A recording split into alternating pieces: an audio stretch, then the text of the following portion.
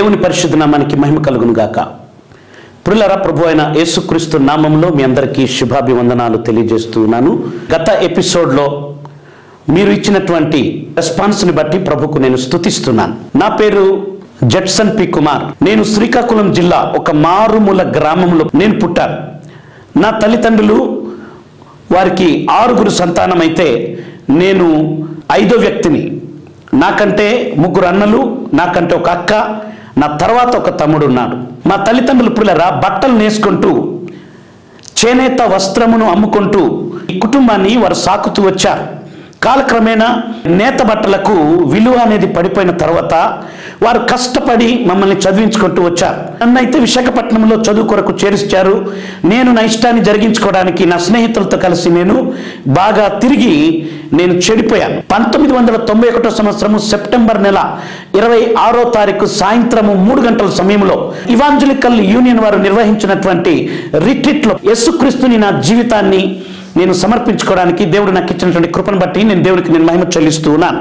దేవుని యొక్క మహాదయను బట్టి నేను ఈ ద్వారా నేను ప్రభువును నేను తెలుసుకున్నాను. విశాఖపట్నంలో ఒక ఉన్నతమైన సంఘంలో ప్రభు సన్నిధిలో పెరగడానికి దేవుడు నాకు కృపనిచ్చినాడు. నేను హిందీ మాస్టర్గా బేతని పబ్లిక్ స్కూల్ విశాఖపట్నంలో నేను పనిచేస్తున్నటువంటి సమయంలో దేవుడు నన్ను పిలువగా నేను పరిపూర్ణమైనటువంటి దేవుని సేవకు నేను సమర్పించుకుని పిల్లగా నేను మెడ్రాస్ వెళ్ళాలని నేను తీర్మానం చేసుకున్నాను. మంచి బైబిల్ కాలేజ్ ఎక్కడుంది అని నేను అడిగితే వేపరిలో ఉంది అని ఒక అడ్రస్ ఇచ్చాడు. ఆ బైబిల్ కాలేజ్కి వెళ్ళాను. ఆ బైబిల్ కాలేజీలో ఆ డైరెక్టర్ గారితో నేను మాట్లాడితే వారు ఏమన్నారంటే, ఈ బైబిల్ కాలేజీలో చదవాలంటే నువ్వు కొంత డబ్బులు పే చేయవలసి ఉన్నది అని చెప్పారు. నేను డబ్బులు పే చేయలేనటువంటి పరిస్థితి నాది. అప్పటికెప్పుడు మా ఇంటి నుండి 7 సంవత్సరాలు నేను బయట ఉన్నాను. ఒకనొక దినమున మా అమ్మ అన్నది, నా కొడుకు బైబిల్ పట్టి బతికేద్దాం అనుకుంటున్నాడు అన్నది మా అమ్మ. ఈ బైబిలే నన్ను బతికిచ్చింది కాబట్టి ఈ బైబిల్ పట్టి నేను ప్రపంచమంతా సేవ చేసుకుని వస్తాను. ఎప్పుడైనా నీ ఇంటికి వచ్చి నీ ఆస్తిలోది నీ పావల డబ్బులు అడిగితే నీ చెప్పు తీసుకొట్టమని మా ఇంటి నుండి నేను బయటకు వచ్చాను. పిల్లల దేవుడు నా ఎడల ఆయన చూపించినటువంటి కృపను గురించి కొన్ని మాటలు మీ ముందు నేను ఉంచాలని నేను ఇష్టపడుతూ ఉన్నాను. బైబిల్ కాలేజ్ డైరెక్టర్ దగ్గరికి వెళ్ళి నా పరిస్థితి అంతా కూడా నేను చెప్పినప్పుడు పిల్లల ఆ బైబిల్ కాలేజ్ డైరెక్టర్ అన్నాడు, సరే నీతో మాట్లాడడానికి సమయం లేదు, నీవు ఇక్కడనే ఉండు అని చెప్పాడు. వారం రోజుల తర్వాత నీతో మాట్లాడతామని చెప్పారు. వారం రోజుల తర్వాత ఆయన అన్నాడు, యూ కెన్ కంటిన్యూ అని చెప్పారు బైబిల్ కాలేజీలో చదువుకోవడానికి. కారణం ఏంటంటే నా వెనక కొంతమంది గూఢాచారుల్ని పెట్టాడు. ఈయన నిజంగా బైబిల్ ట్రైనింగ్ అవ్వడానికి వచ్చినాడా లేక భోజనం కొరకు వచ్చినాడా అని చెప్పి నన్ను గమనిస్తూ కొంతమంది విద్యార్థులు ఉన్నారు. ఆ తర్వాత వాళ్ళు ఇచ్చిన రిపోర్ట్ని బట్టి బైబిల్ కాలేజ్ చదవడానికి మార్గం తెరవబడింది. సామ్ చెల్లదురై గారని చాలా మంచి ఫెయిత్ క్రియేట్ చేసేటటువంటి దైవ సేవకుని దగ్గర బైబిల్ కాలేజ్ చదవటానికి మార్గం దేవుడు తెరిచినాడు.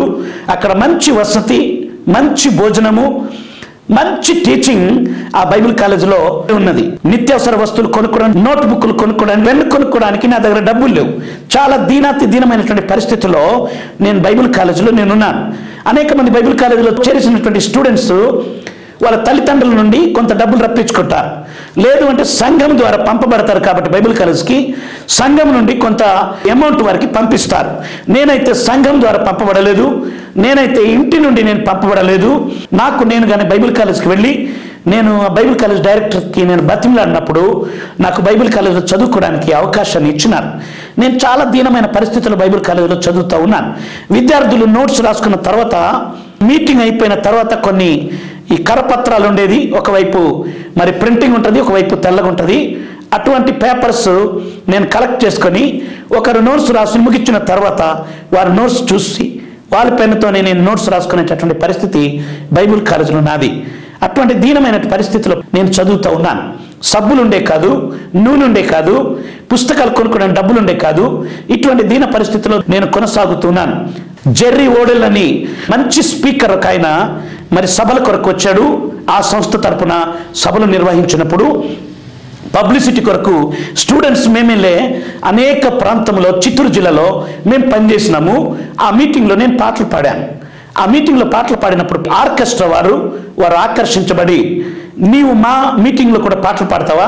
చెన్నైలో జరిగేటటువంటి పబ్లిక్ మీటింగ్స్కి నిన్ను ఆహ్వానిస్తామన్నప్పుడు నేను హాస్టల్లో ఉన్నాను, వార్డెన్ యొక్క అనుమతి నేను పొందాలి అని చెప్పిన. వార్డెన్ యొక్క అనుమతి నేను కోరిన తర్వాత నెలకి 3 రోజులు వార్డెన్ నాకు అనుమతి ఇచ్చారు. ఈ 3 రోజుల్లో పిల్లలు ఆ రోజుకి 200 చొప్పున 600 రూపాయల కానుకొచ్చేది.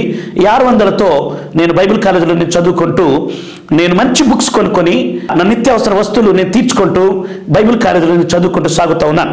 కొంతకాలానికి నాకు ఒక ఆలోచన వచ్చింది. ప్రభువా, బైబిల్ కాలేజ్ ముగించిన తర్వాత నేను ఎక్కడికి వెళ్ళి సేవ చేయాలి ప్రభువా, నాతో నీ మాట్లాడని దేవుని సన్నిధానంలో నేను ప్రార్థన చేస్తూ ఉన్నాను. నా స్నేహితుడు ఒక నాగాలాండ్ స్టూడెంట్ దగ్గర ఒక మ్యాగజిన్ నాకు దొరికింది. ఆ మ్యాగజిన్ ఇండియన్ ఇవాంజలికల్ మిషన్ వారు నిర్వహించిన మ్యాగజిన్. ఆ మ్యాగజిన్లో ఏం రాయబడిందంటే, మంగోలియా దేశానికి వెళ్ళినటువంటి మిషనరీస్ చాలామంది హతసాక్షులయ్యారు. ఎవరు వెళతారని ఒక ప్రశ్న ఉంటే నేను అనుకున్నాను, ఎవరు వెళతారని ఒక ప్రశ్న ఉందంటే దేవుడు నన్ను కానీ వెళ్ళమంటున్నాడా అని చెప్పి నేను ఆలోచించి నేను ప్రార్థన చేయడం ప్రారంభించినాను.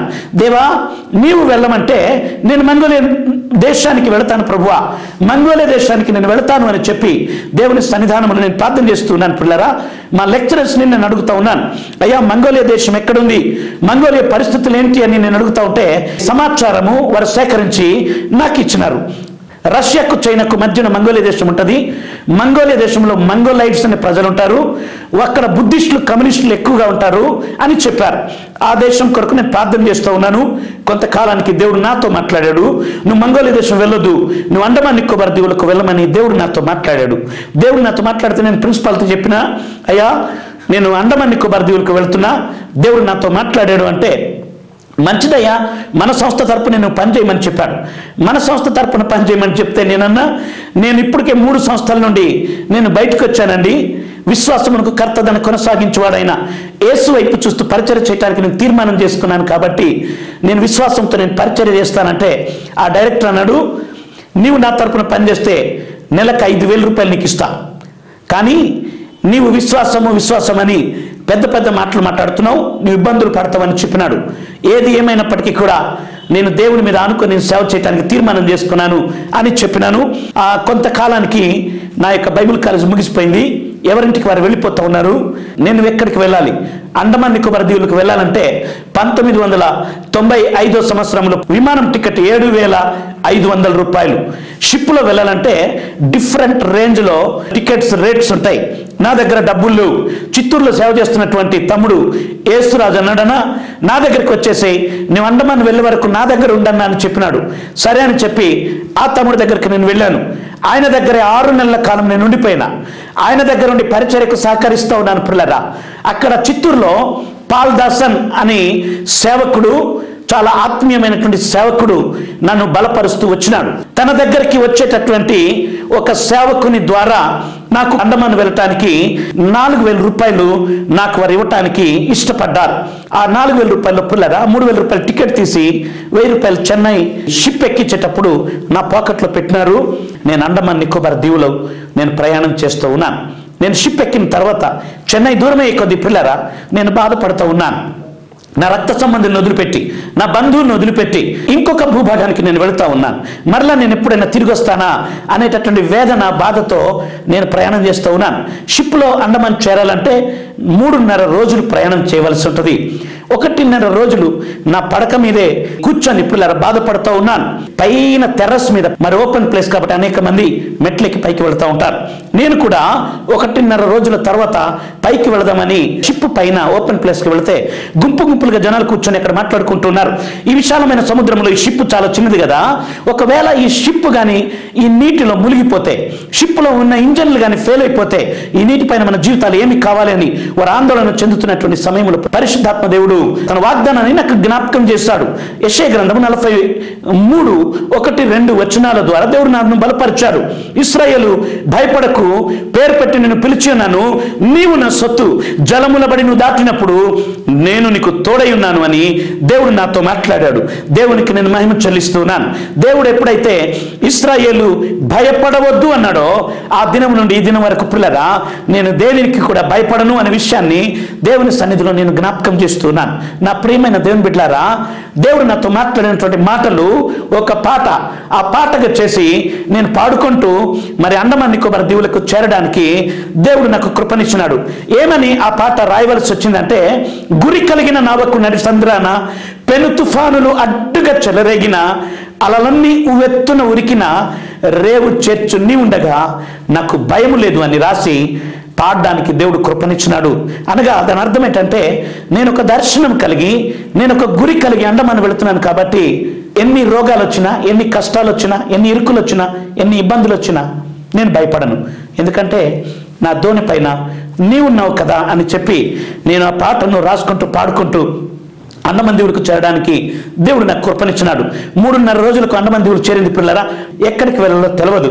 వెంటనే పరిశుద్ధాత్మ దేవుడు నాకు ఒక ఆలోచన ఇచ్చినాడు.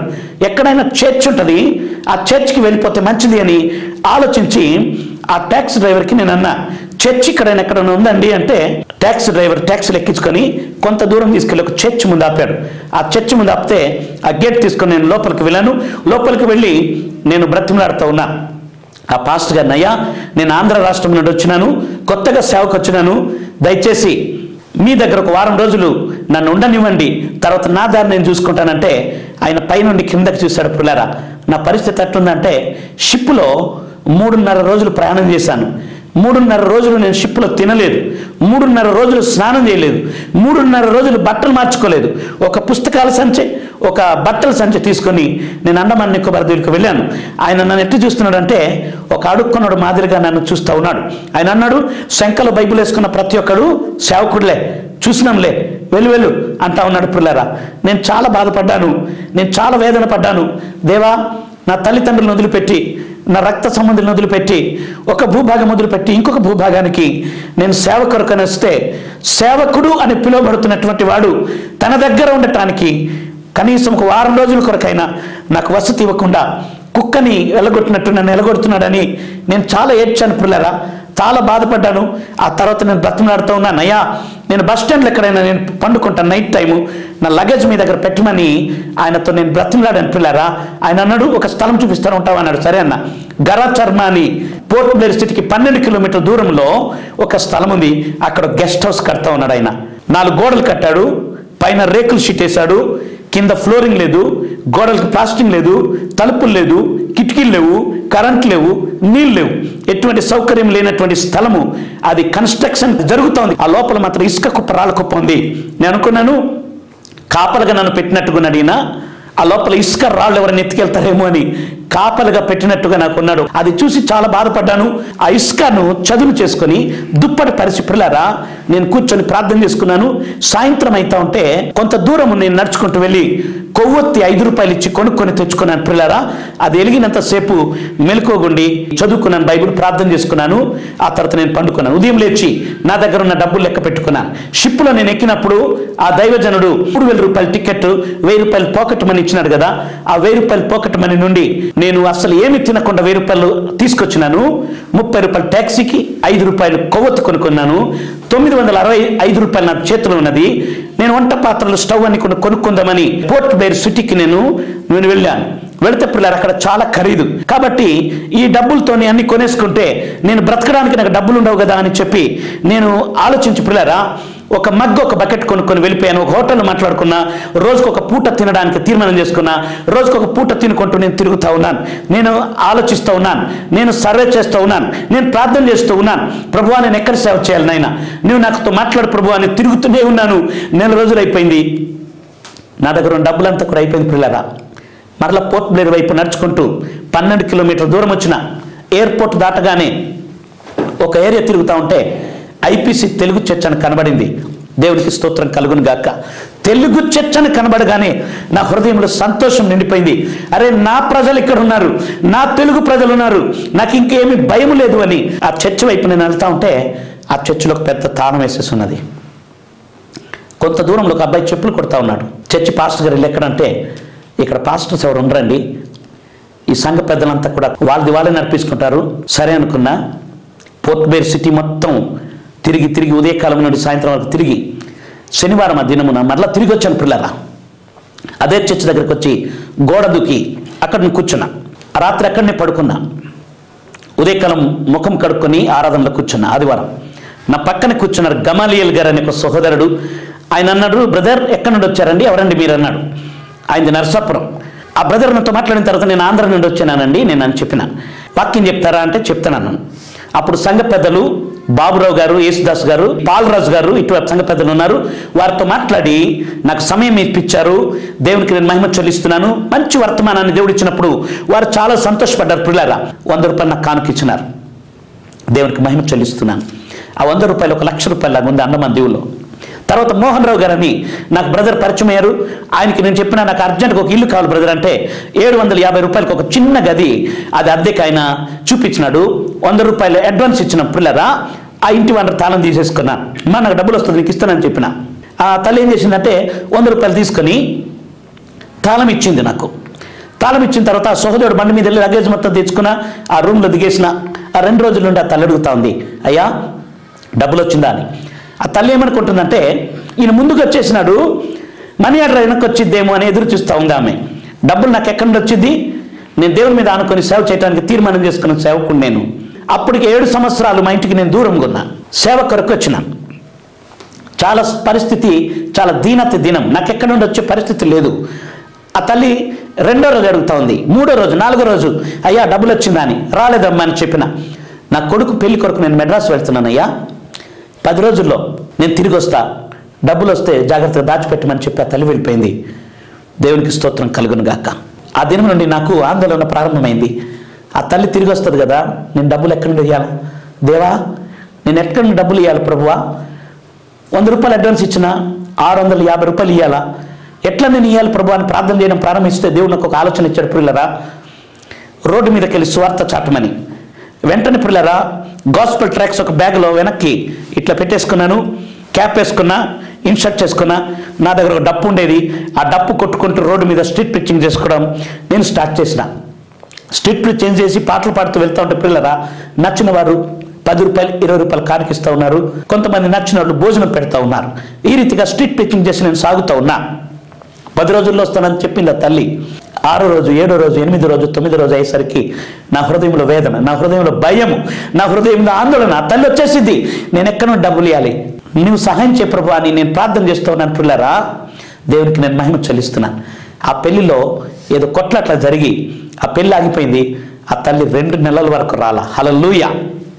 ఈ 2 నెలలు కూడా రోడ్డు మీద స్ట్రీట్ పిచ్చింగ్ చేసి పిల్లరా నేను బ్రతకడానికి దేవుడు కృపనిచ్చినాడు. అందరు కానుకలు 10 రూపాయలు 20 రూపాయలు కానుకిస్తూ ఉన్నారు. ఎవరైనా భోజనం పెడతా ఉన్నారు. 2 నెలలు అయిన తర్వాత తల్లి వచ్చేసింది, అయ్యా డబ్బు లేదన్నది. అందరు ఇచ్చిన కానుక పిల్లలు 500 రూపాయలు అయింది. ఆ తల్లి చేతిలో నేను పెట్టాను. ఆ తల్లి లెక్క పెట్టుకుని 2 నెలలకి నువ్వు 1500 ఇవ్వాలి కదయ్యా, 500 ఇస్తున్నావేంది అన్నది. అమ్మ ఇంకా రాలేదమ్మా, వస్తుంది, వచ్చేది సచ్చేదేంలే, ఇల్లు ఖాళీ చేయమంది. పిల్లరా ఆ రోజు నుండి భయంకరమైన దీనమైన పరిస్థితి. ఎట్లా నేను ఖాళీ చేయాలి ఇల్లు? 2 నెలల బట్టాడున్నా, ఎక్కడికి పోవాలా? డబ్బులు ఈమెకి ఇచ్చే పరిస్థితి లేదు. ఆమె తిడతా ఉంది. ఆ చుట్టుపక్కల పెద్ద మనుషుల్ని కూడా తీసుకొచ్చి ఈయన నా ఇంట్లో దిగిండు, నాకు డబ్బులు ఇస్తలేడు, ఇల్లైనా ఖాళీ చేస్తలేడని చాలా అవమానకరంగా మాట్లాడింది. ప్రార్థన చేస్తున్నాను, ప్రభువా నా పరిస్థితి ఏందినైనా, నేను ఏడుస్తూనే ఉన్నా, ప్రార్థన చేస్తూనే ఉన్నా. ఒక ఉదయకాల సమయంలో దేవుడు నాతో మాట్లాడుతూ ఉన్నాడు. భయపడకు నీ దేవుడను, దిగులు పడకు నీకు నేను బలపరుస్తాను అని దేవుడు నాతో మాట్లాడి నన్ను బలపరిచాడు. పిల్లరా తర్వాత దేవుడు అన్నాడు, నా కుమారుడు పోస్ట్ ఆఫీస్కి వెళ్ళమని చెప్పాడు. పోస్ట్ ఆఫీస్కి వెళ్ళమని దేవుడు చెప్పారంటే ఖచ్చితంగా మనీ ఆర్డర్ వచ్చేసి ఉంటుందని నేను ఇమ్మీడియట్లీగా పిల్లరా పెన్ కాగితం తీసుకొని నేను అడ్రస్ రాసి పోస్ట్ మ్యాన్ దగ్గరికి వెళ్ళి అయ్యా మనీ ఆర్డర్ వచ్చి ఉంటుందో చూడమంటే మనీ ఆర్డర్ లిస్ట్ మొత్తం చేశాడు. నీ పేరు మీద మనీ ఆర్డర్ రాలేదన్నాడు. ఉత్తరం వచ్చిందండి, ఉత్తరం రాలా. స్పీడ్ పోస్ట్ వచ్చిందండి, స్పీడ్ పోస్ట్ రాలా. మరలా జంగిలి ఘట్ అనే స్థలంలో పుల్లారా పోస్ట్ ఆఫీస్ ఉంది. మరలా మెట్ల దిగి నడుచుకుంటూ వెళ్ళిపోతా ఉన్నాను. హృదయంలో గలిబిలి. నాతో మాట్లాడిన స్వరము దేవునిదా సైతాందా? దేవుని స్వరం అయితే ఖచ్చితంగా ఏదో ఒకటి వచ్చి ఉండాలి కదా అని నేను ఆందోళన చెందుతూ పిల్లరా హృదయంలో నేను ఆలోచిస్తూ నేను నడుచుకుంటూ వెళ్తా ఉంటే మరలా దేవుడు నాతో మాట్లాడుతూ ఉన్నాడు, పోస్ట్ ఆఫీస్కి వెళ్ళమని. మళ్ళీ పోస్ట్ ఆఫీస్కి వెళ్ళి పోస్ట్ మ్యాన్ అడిగిన, అయ్యా ఇంకేమైనా పోస్ట్ ఉందంటే హెడ్ పోస్ట్ ఆఫీస్ నుండి రిజిస్టర్డ్ లెటర్ ఇంకా రాలేదండి, నువ్వు ఆగుతావా అన్నాడు. నేను అక్కడిని కూర్చున్నాను. ఒక అరగంట తర్వాత వ్యాన్లో లెటర్ బ్యాగ్ వచ్చింది. అది తెరిచి నా పేరు మీద వచ్చిన రిజిస్టర్డ్ లెటర్ నా చేతికి ఇచ్చాడు. పిల్లరా దేవునికి నేను మహిమ చెల్లిస్తున్నాను. ఆ రిజిస్టర్డ్ లెటర్ నేను చించి చూస్తే 12,000 రూపాయలు చెక్ ఉంది దాంట్లో. దేవునికి మహిమ కలుగును గాక. హల్లెలూయా. 12,000 రూపాయలు చెక్ ఉంది. అది బెహరీన్ దేశం నుండి వచ్చినటువంటి చెక్కు. నేను ఎన్నడూ బెహరీన్ దేశాన్ని పోలేదు, నాకు తెలిసిన నాదుడు ఎవడు కూడా బెహరీన్ దేశంలో లేడు, కానీ బెహరీన్ దేశం నుండి చెక్ వచ్చింది. అక్కడ సహోదరుడు మోహన్ రావు గారు నాకు పరిచయం అయ్యారు కాబట్టి వెంటనే ఆయనకి కాల్ చేస్తే ఆయన బండి మీద వచ్చినారు. ఆ తర్వాత బ్యాంక్కి నన్ను తీసుకెళ్లారు. బ్యాంక్ మేనేజర్ గారు బెహరీన్ నుండి వచ్చిన చెక్ అని చెప్పారు. నేను బ్యాంక్ అకౌంట్ ఓపెన్ చేయడానికి కూడా డబ్బులు లేవు. మోహన్ రావు గారే అప్లికేషన్ తీసుకొని దానిని ఫిలప్ చేసి పిల్లరా అప్లికేషను, ఆ తర్వాత తన జేబులో ఉన్న డబ్బులు తను పే చేసి అకౌంట్ ఓపెన్ చేయించినాడు. ఒక నెల రోజుల తర్వాత కలెక్షన్ డబ్బులు వచ్చినాయి, 12,000 రూపాయలు. ఒక పెద్ద ఉత్తరం వచ్చింది. 12 మంది తమిళియన్స్ పిల్లరా అక్కడ ఉద్యోగం చేస్తూ ఉన్నారు రవి జక్కరేట్స్ కంపెనీలో. 12 మంది తమిళియన్స్ 12,000 రూపాయలు ఎత్తుకొని చాలా కష్టంతో సేవ చేస్తున్నటువంటి సేవకుల యొక్క అడ్రస్ని వారు ఎట్లా సేకరిస్తారో తెలియదు, కానీ పిల్లగా వారు లాటరీ తీస్తారు. 100 అడ్రస్లు సేకరించి ఎవరి పేరు మీద వస్తే వారికి ఆ 12,000 పంపిస్తారంట. దేవునికి నేను మహిమ చెల్లిస్తున్నాను. నాకు తెలిసిన నాదుడు ఎవరు బెహరీన్లో లేకపోయినప్పటికీ కూడా ఆ యొక్క బెహరీన్కి నా అడ్రస్ వెళ్ళింది, బెహరీన్ నుండి నాకు డబ్బులు వచ్చింది. దేవుడు నా ప్రతి అవసరత ఆయన నామంలో తీర్చాడనే విషయాన్ని నేను జ్ఞాపకం చేస్తూ ఉన్నాను. ఈ యొక్క కార్యక్రమాన్ని చూస్తున్నటువంటి సేవకులకు నేను మనవి చేస్తూ ఉన్నాను.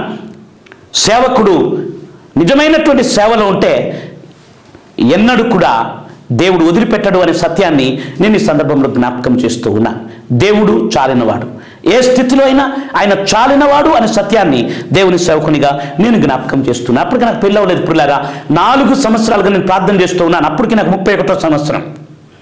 దేవా, ఆత్మీయంగా మంట కలిగినటువంటి యువతిని నాకు భార్యగా దయచేయండి, మంచి గాయన అయి ఉండాలా, పోస్ట్ గ్రాడ్యుయేట్ అయి ఉండాలి ప్రభువా అని కొన్ని అంశాలు పెట్టి ప్రార్థన చేస్తూ వచ్చిన చాలామంది సేవకులు, నీ జీవితంలో నీకు పెళ్లి జరగదయ్యా, నువ్వు ఇన్ని కోరికలు కోరితే అంటే నాకు దొరికినప్పుడే పెళ్లి చేసుకుందామని నేను ఎదురు చూస్తాను పిల్లరా. దేవుని యొక్క చిత్తానుసారంగా వచ్చినటువంటి ప్రపోజల్ నేను చేసుకున్నాను. దేవునికి నేను మహిమ చెల్లిస్తున్నాను. దేవుని యొక్క కృపను బట్టి అండమాన్ నికోబార్ దీవులో 6 సంవత్సరాలు దేవుని మీద ఆనుకొని దేవుని యొక్క సేవ చేయడానికి దేవుడు కృపనిచ్చినాడు. అనేక ప్రదేశములు అండమాన్ దీవుల పిల్లరా సువార్త కూటాలు పెట్టి సువార్తను ప్రకటన చేయడానికి అనేక మందికి నేను దేవుని యొక్క వాక్యాన్ని మరి బోధించడానికి దేవుడు అండమాన్ నికోబార్ దీవులో నాకు ఇచ్చినటువంటి ధన్యతను బట్టి దేవునికి నేను మహిమ చెల్లిస్తున్నాను. విజయవాడ ఒక మీటింగ్ కొరకు వచ్చినాను. ఆ తర్వాత మీటింగ్ కంటిన్యూ అవుతూ ఉంటే దేవుని సన్నిధిలో నేను ప్రార్థన చేశాను, ప్రభువా మీటింగ్స్ కంటిన్యూ అవుతా ఉంది, నేను అండమాన్ వెళ్ళిపోవాలి కదా అంటే దేవుడు నువ్వు ఇక్కడనే ఉండు, నేను నిన్ను వాడుకుంటానని దేవుడు చెప్పినాడు. పిల్లరా, నేను అండమాన్ దీవులో 6 సంవత్సరాలు స్వార్థికునిగా చేసినాను. దేవుని మాటకు లోబడి విజయవాడలో ఉంటే 9 సంవత్సరాలు ఈ భారతదేశంలో అనేక రాష్ట్రానికి అన్ని ప్రాంతానికి తీసుకెళ్ళి అద్భుతంగా దేవుడు వాడుకున్నాడు అనే విషయాన్ని నేను జ్ఞాపకం చేస్తున్నాను. విజయవాడలో 9 సంవత్సరాలు అయిన తర్వాత దేవుని దగ్గర ప్రార్థన చేసినప్పుడు దేవుడు నాతో మాట్లాడాడు, నా కుమారుడా నువ్వు హైదరాబాద్ వెళ్ళు, నేను నిన్ను వాడుకుంటాను. హైదరాబాద్లో చర్చ్ పెట్టమంటే గత 4 సంవత్సరాల క్రితం హైదరాబాద్ ఉప్పలో చిప్రులారా చర్చ్ స్టార్ట్ చేయడానికి దేవుడు కృపనిచ్చినాడు. అనేక సభలకు వెళ్తూ ఉన్నాను. అంతేకాకుండా చర్చ్ కూడా నేను ప్రారంభించినాను. నేను నా భార్య కలిసి దేవుని యొక్క మహిమను చాటడానికి దేవుడు నాకు కృపనిచ్చినాడు. నాకు 2 బిడ్డలు. ఒక పాప పేరు మర్సీ ఏంజల్, తను ఫస్ట్ ఇంటర్మీడియట్ బైపీసీ చదువుతా ఉంది లిటిల్ ఫ్లవర్ కాలేజ్లో. చిన్న పాప పేరు జాయిస్ క్యాథరిన్. ఈ జాయిస్ క్యాథరిన్ పిల్లరా 2012 సంవత్సరంలో మరణకరమైనటువంటి పరిస్థితికి వెళ్ళిపోయింది. నేను దేవుని మీద ఆనుకొని సేవ చేసేటటువంటి సేవకుణ్ణి. నేను దేనికి కూడా రాజు పడకుండా ప్రభు కొరకు దేవుని ఘనపరచుటే ధ్యేయంగా చేసుకుని ఎన్ని శ్రమ అయినా, ఎన్ని కష్టాలైనా, ఎన్ని ఇబ్బందులైనా, ఎన్ని ఇరుకులైనా దేవుని ఘనపరచుట నేను నేర్చుకున్నాను. దేవుని యొక్క మాట చొప్పున అడుగు వేయటానికి నా జీవితాన్ని పిల్లరా నేను మలుచుకున్నాను. కాబట్టి శ్రమలు, కష్టాలు, ఆర్థికపరమైన భయంకరమైనటువంటి ఇబ్బందులు వచ్చినప్పుడు కూడా ఎవరి దగ్గర నేను ఎన్నడూ కూడా చేతులు నేను చాచలేదు.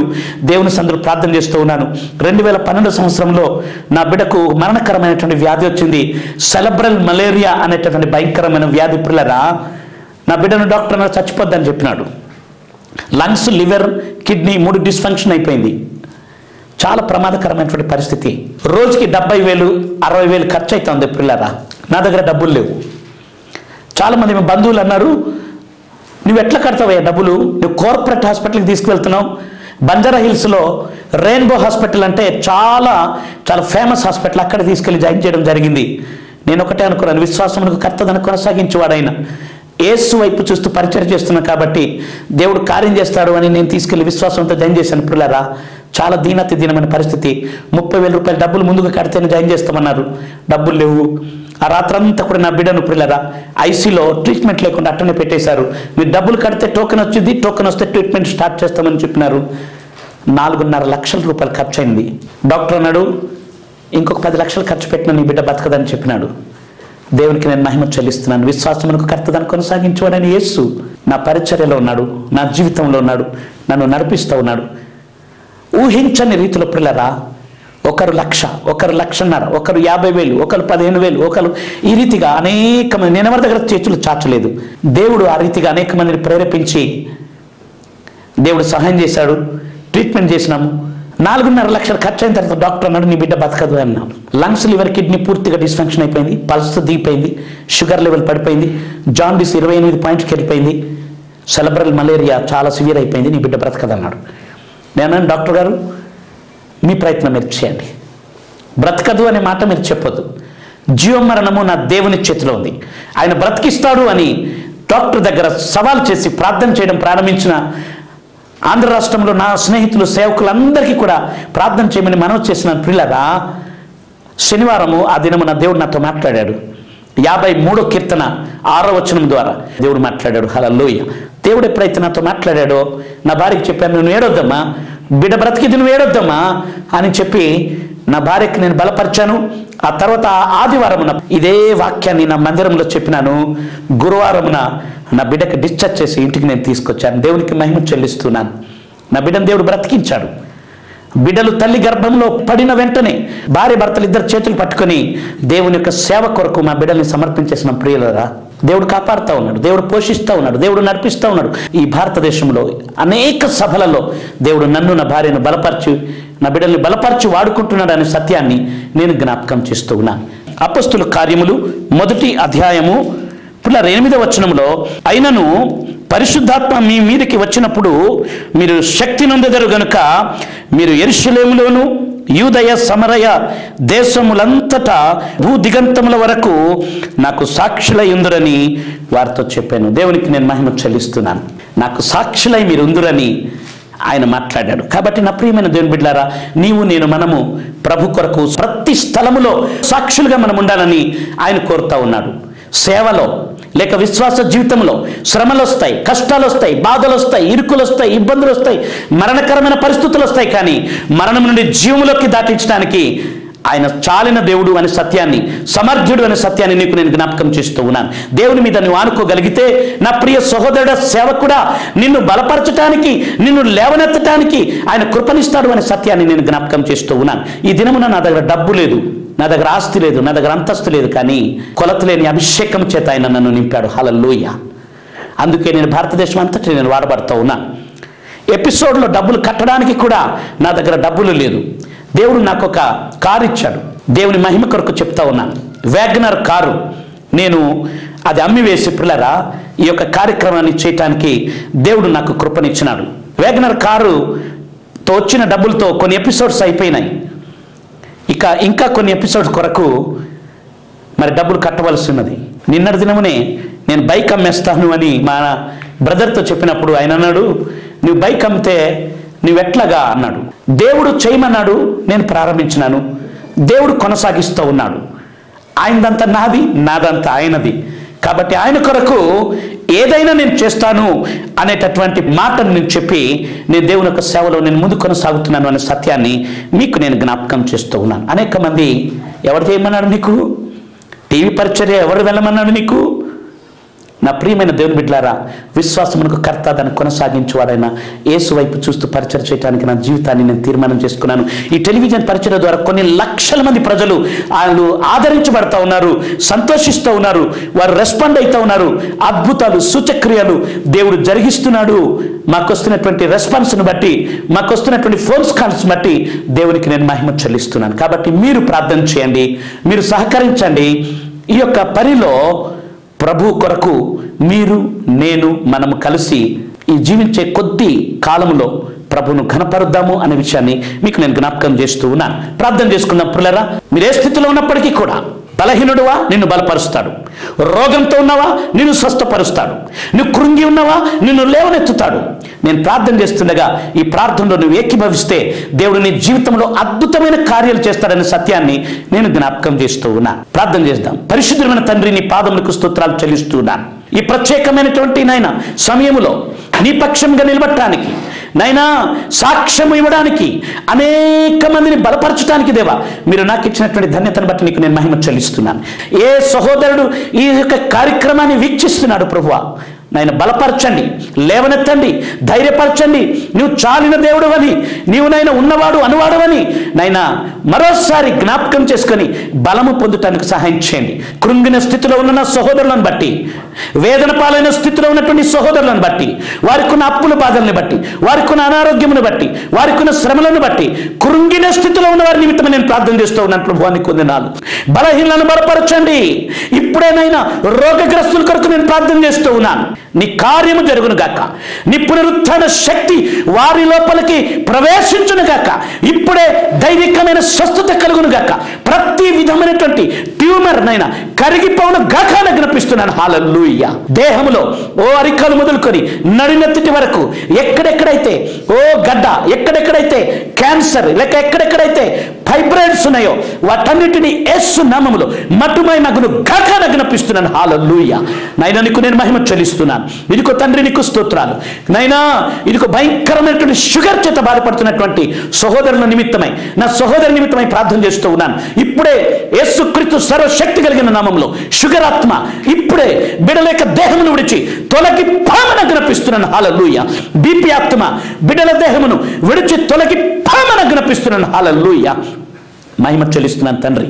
రకరకాలైనటువంటి నొప్పుల చేత బిడలునైనా బాధపడుతుండగా, అరికాలు మంట, మోకాలు నొప్పి, నడుము నొప్పి, తలకై నొప్పి, అనేక రీతులైనటువంటి నొప్పుల చేత బాధపడుతుండగా నొప్పులు కలిగించిన దుష్టాత్మ ఇప్పుడే బిడల దేహమును విడిచి తొలగి పామన జ్ఞాపిస్తున్నాను. హల్లెలూయా. దైవికమైన విడుదల కలుగును గాక, దైవికమైన స్వస్థత కలుగును గాక. దేవానికి నేను మహిమ చెల్లిస్తున్నాను. కోర్టు కేసులనైనా ఓ అది విడిపోవును గాక జ్ఞాపిస్తున్నాను. నీ బిడలకు జయం అనుగ్రహించబడును గాక అని ప్రార్థన చేస్తున్నాను. సంతానం లేని నేను బిడల కొరకు ప్రార్థన చేస్తూ ఉన్నాను. దేవా నా సహోదరిలా గర్భము తెరవబడును గాక. వచ్చే సంవత్సరానికి వారి ఒడిలో చక్కని బిడలు కలిగి నేను ఘనపరచడానికి సహాయం చేయండి. జీవాధిపతిని కొందనాను. అనేక మందిని మీరు ముట్టినందుకు స్తోత్రాలు. కార్యం వెంబడి కార్యము, కృప వెంబడి కృపను అనుగ్రహించి నీ సాక్షులుగా బిడ్డలు మీరు నిలబెట్టమని యేసు నామములో వేడుకుంటున్నాను తండ్రి. ఆమేన్. ఆమేన్. మా address Saint marks high school దగ్గర, లిటిల్ ఫ్లవర్ కాలేజ్ వెనుక, ప్రశాంత్ నగర్, ఉప్పల్. మా ఫోన్ నంబర్లు 9848516678 మరియు 9948483663.